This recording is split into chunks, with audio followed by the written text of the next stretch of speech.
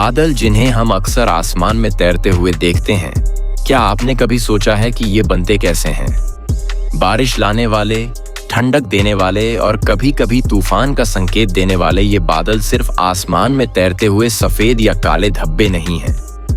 इनके बनने की प्रक्रिया जितनी साधारण दिखती है, उतनी ही रोमांचक और जटिल है। तो आइए जानते हैं कि बादल कैसे बनते हैं, लेकिन इस सफर में विज्ञान, प्राकृतिक चमत्कार और कुछ मजेदार तथ्यों के साथ जुड़ते हैं। बादल मूल रूप से वायुमंडल में मौजूद पानी के छोटे छोटे कणों या बर्फ के क्रिस्टलों का समूह है।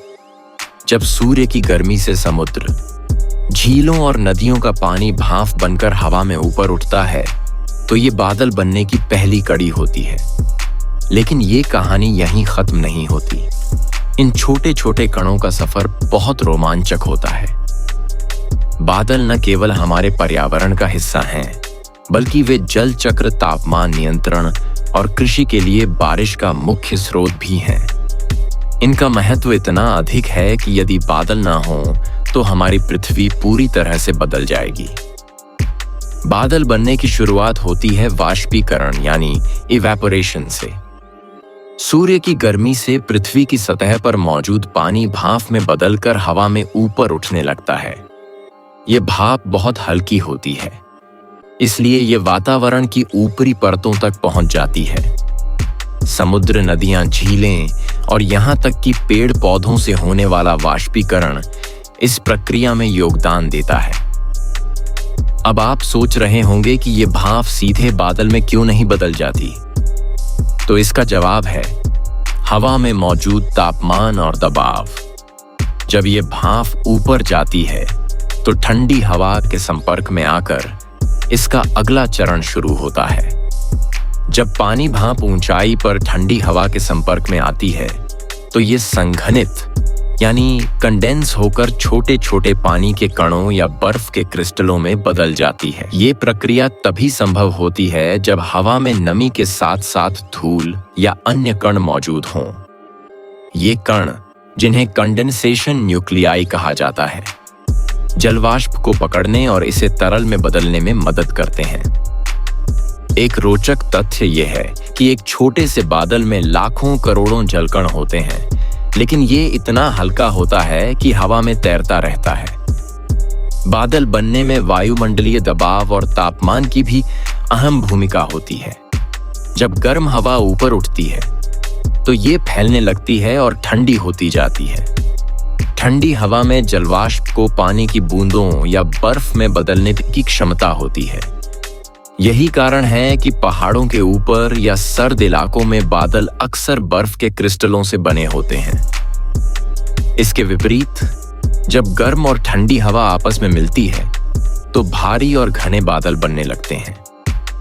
यही बादल बारिश, ओलावृष्टि या तूफान का कारण बनते हैं। बादल बनने के लिए स्थान और वातावरण बहुत महत्वपूर्ण है।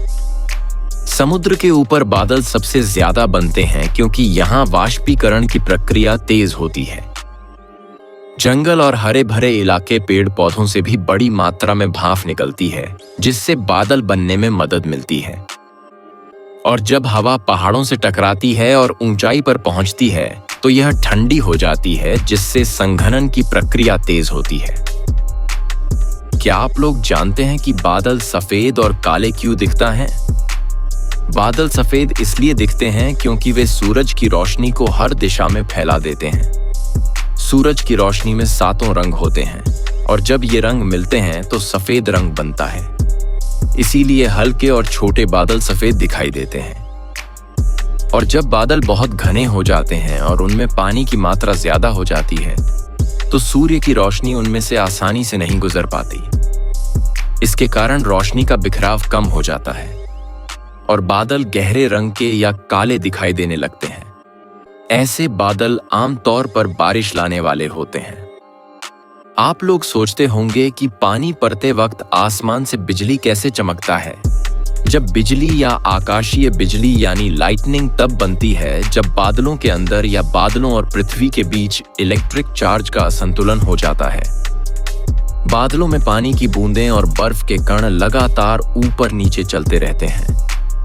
इनकी आपसी टकराव से चार्ज उत्पन्न होता है। हल्के कण जैसे बर्फ बादल के ऊपरी हिस्से में सकारात्मक चार्ज बना लेते हैं। भारी कण जैसे पानी निचले हिस्से में नकारात्मक चार्ज बना लेते हैं। जब निचले हिस्से का नकारात्मक चार्ज जमीन के सकारात्मक चार्ज या किसी दूसरे बादल के सकारात्मक चार्ज से मिलना चाहता है, तो यह ऊर्जा अचानक एक चमकदार रोशनी यानी बिजली के रूप में बाहर आती है। और सिंपल भाषा में समझे तो जब बादल एक दूसरे से हवा के कारण टकराता है, यही टकराव के कारण से बिजली चमकता है। बिजली चमकने पर बहुत ज्यादा गर्मी पैदा होती है, तकरीबन 30,000 डिग्री सेल्सियस। यह गर्मी हवा को तेजी से फैलाती है और ध्वनि तरंगे बनाती है, जिससे हमें थंडर यानी गड़गड़ाहट सुनाई देती है। बादल बनने के बाद भी उनका जीवन चक्र चलता रहता है। अगर वायुमंडल में नमी का स्तर अधिक है तो बादल घने होते जाते हैं। अगर हवा बहुत हल्की हो तो बादल धीरे धीरे समाप्त हो सकते हैं। अगर बादल अधिक घने हो जाएं, तो उनमें पानी की बूंदें भारी होकर जमीन पर गिरने लगती हैं। यही बारिश होती है। अगर तापमान बहुत ठंडा हो तो ये बूंदें बर्फ के रूप में गिरती हैं। एक सामान्य क्यूमुलस बादल का वजन लाखों किलो हो सकता है। बादल अपने आप में बिजली पैदा नहीं करते, लेकिन तूफानी बादलों में घर्षण के कारण बिजली चमकती है। हर बादल बारिश नहीं लाता। तो दोस्तों, ये थी बादल बनने की पूरी कहानी। अब जब भी आप आसमान में किसी बादल को देखें तो उसे सिर्फ सफेद या काला धब्बा न समझें। उसमें छुपी प्रक्रियाओं, विज्ञान और उसके महत्व को भी महसूस करें।